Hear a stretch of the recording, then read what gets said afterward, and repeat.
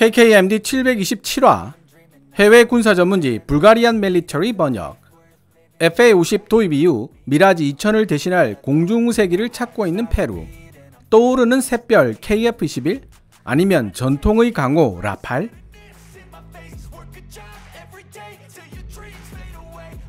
국제 전투기 시장에서 프랑스가 자랑하는 4.5세대 전투기 라팔과 대한민국이 자랑하는 4.5세대 전투기 KF-21 보라매 사이의 힘겨루기가 본격화되고 있는 모습입니다.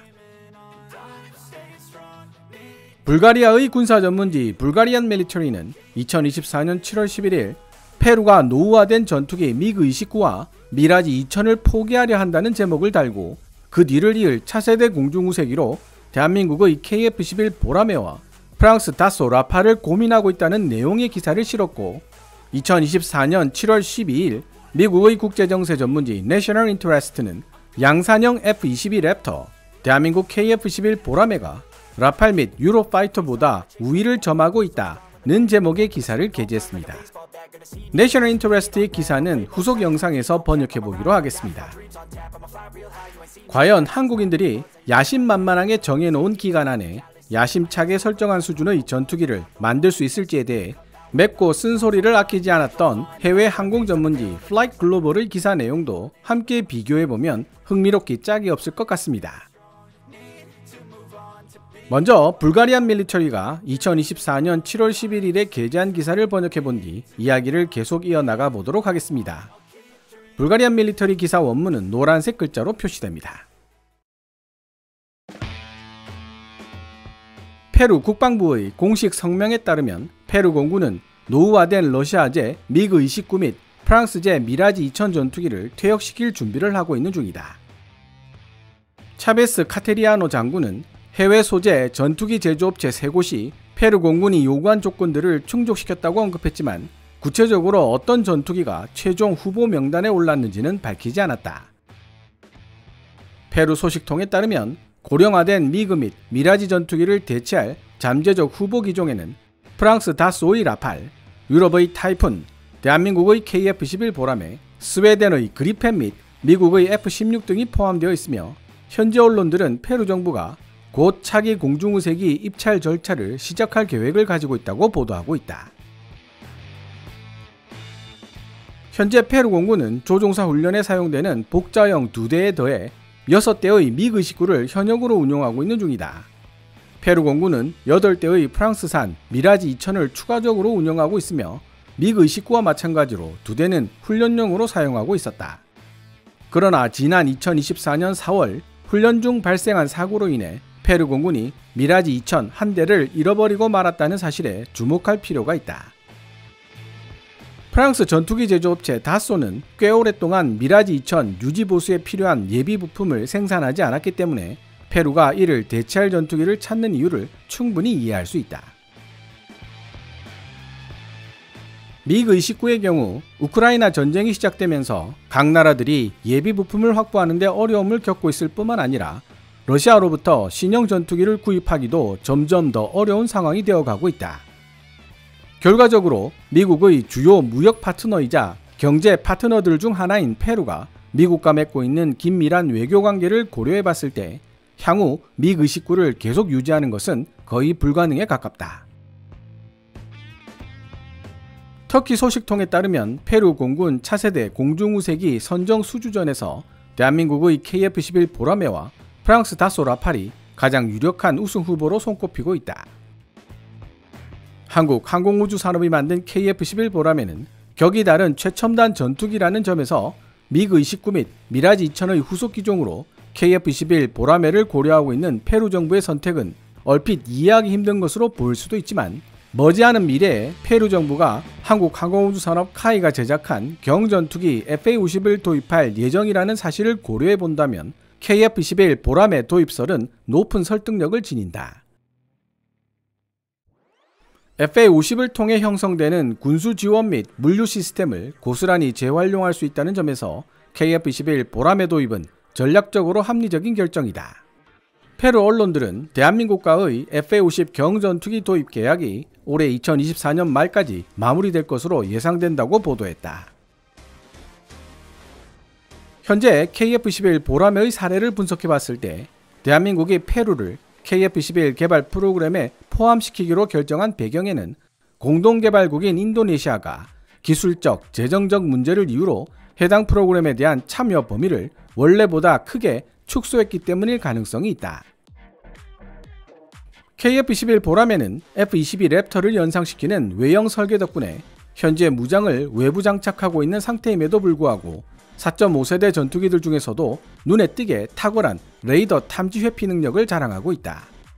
이렇게 우수한 KF-11 보라매의 성능에도 불구하고 페루가 프랑스 라팔에 관심을 보이고 있는 이유는 부분적으로 프랑스 전투기를 오랫동안 운용해왔던 페루 공군의 역사에 뿌리를 두고 있다.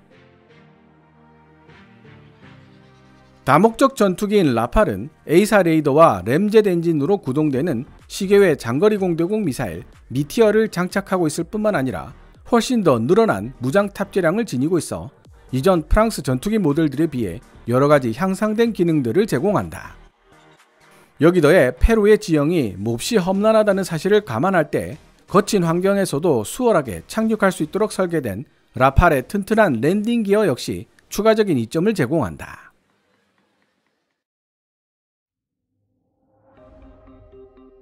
지금까지 불가리아의 군사 전문지 불가리안 밀리터리가 2024년 7월 11일에 게재한 기사를 번역해 보았습니다. 페루 정부가 퇴역을 결정한 미라지 2000 전투기의 후속 기종으로 카이 KF-11 보라매와 다쏘의 라팔을 두고 저울질하고 있다는 내용의 기사입니다. 흥미로운 부분은 불가리안 밀리터리가 라팔의 장점으로 서술하고 있는 A사 레이더나 미티어 장거리 공대공 미사일이 이미 KF-11 보라매에도 통합되어 있다는 사실입니다. 오히려 F-22 랩터를 연상시키는 외형 설계 덕분에 KF-11 보라매는 보조 날개가 붙어있는 카나드 방식의 외형 설계를 가지고 있는 라팔보다 훨씬 더 우수한 스텔스 능력을 지니고 있습니다. 무장을 외부에 장착하는 블락2가 아니라 내부 무장창에 무장을 수납하도록 설계되는 EX 버전이 등장한다면 스텔스 성능 부분에서 라팔과의 격차는 더 크게 벌어질 수밖에 없습니다. 불가리안 밀리터리는 랜딩 기어의 튼튼함을 라팔의 경쟁력으로 꼽았지만 솔직히 이 부분은 오히려 라팔의 경쟁력으로 지적할 부분이 얼마나 부족했으면 이라는 생각을 불러일으키기에 충분한 언급에 불과하다는 생각이 들었습니다. 차라리 아직까지는 엔진과 핵심 항전 장비 그리고 비행 소프트웨어를 해외 업체에 의존해야 하는 KF-11 보라매에 비해 프랑스 다쏘 라팔은 모든 것들을 국산화시킨 전투기라는 점에서 경쟁력이 있다고 지적했다면 더 설득력이 있었을 텐데 말입니다. 이러한 시각은 불가리안 밀리터리의 기사 마무리 부분에서도 잘 나타나 있습니다. 이렇게 우수한 KF-11 보라매의 성능에도 불구하고 페루가 프랑스 라팔에 대한 관심을 보이고 있는 이유는 부분적으로 프랑스 전투기를 오랫동안 운용해왔던 페루 공군의 역사에 뿌리를 두고 있다고 언급한 것이죠. 구간이 명관이라고 지금까지 프랑스 다쏘의 미라지 2000을 주력 전투기로 잘 써먹었던 페루 입장에서는 미라지 2000을 운용하면서 만들어진 군수 지원이나 물류 라인을 그대로 활용하고 싶다는 희망이 있었을 것입니다. 그러나 문제는 프랑스 다쏘가 오래전부터 미라지 2000을 유지 관리하기 위해 필요한 부품들을 만들어내지 않고 있다는 데 있습니다. 미라지 2000을 실전 배치하고 있는 대만도 똑같은 문제를 안고 있는데요. 미라지 2000을 운용하고 있는 프랑스 공군도 단종된 부품을 확보하기 위해 무리수를 두고 있는 상황입니다. 다른 말로 설명하자면 미라지 2000으로 형성되었던 프랑스발 군수 지원이나 물류 라인은 이미 붕괴된 지 오래라는 뜻입니다. 여기에 페루 정부의 카이 FA-50 경전투기 도입 결정이 90% 이상 확실시되면서 대한민국발 군수 지원 및 물류 라인이 형성될 것으로 보입니다. 이미 붕괴되어 버린 미라지 2000의 군수 지원 및 물류 라인과는 달리 KF-11 보라매를 제작하는 카이에서 출발하는 군수 지원 및 물류 라인은 앞으로 수십 년이라는 시간 동안 유지될 것이라는 점에서 FA-50과 더불어 KF-11 보라매를 선택하는 것이 전략적으로는 합리적인 선택이 될 것이라고 불가리안 밀리터리는 지적하고 있습니다. KF-11 보라매의 후속 군수 지원이 포함된 프로그램 가격이 1100억대로 이야기되고 있습니다만 라팔의 프로그램 가격은 2000억대로 알려지고 있는 점도 페루 정부에게는 부담으로 작용할 것입니다. KF-21 보람에 12대를 조달하여 비행대를 창설할 수 있는 돈으로 라팔을 구매한다면 6대 정도를 도입하는 수준에서 그칠 것이기 때문입니다. KF-21 보라매가 KF-X로 불리던 시절 과연 한국인들이 야심만만하게 정해놓은 기간 안에 야심차게 설정한 수준의 전투기를 만들 수 있을지에 대해 맵고 쓴소리를 늘어놓았던 해외 항공 전문지 플라이트 글로벌의 기사 내용을 비교 분석해보겠다고 말씀드렸습니다만 너무 긴 이야기가 될 것 같아 차후에 말씀드리도록 하겠습니다. 오늘 KKMD에서 준비한 내용은 여기까지입니다. 시청자 여러분들의 좋아요와 구독 그리고 광고 시청은 KKMD의 미래를 위한 양식이 됩니다. 후원 멤버 및 슈퍼땡스로 후원해주시는 고마운 분들의 댓글은 항상 감사한 마음으로 챙겨 읽고 있습니다. 방송되었던 내용들은 KKMD 공식 블로그에서도 만나보실 수 있으니 구글이나 네이버 검색창에서 KKMD를 검색해보시기 바랍니다. 지금까지 시청해주셔서 감사합니다. 케빈즈 밀리터리 채널 KKMD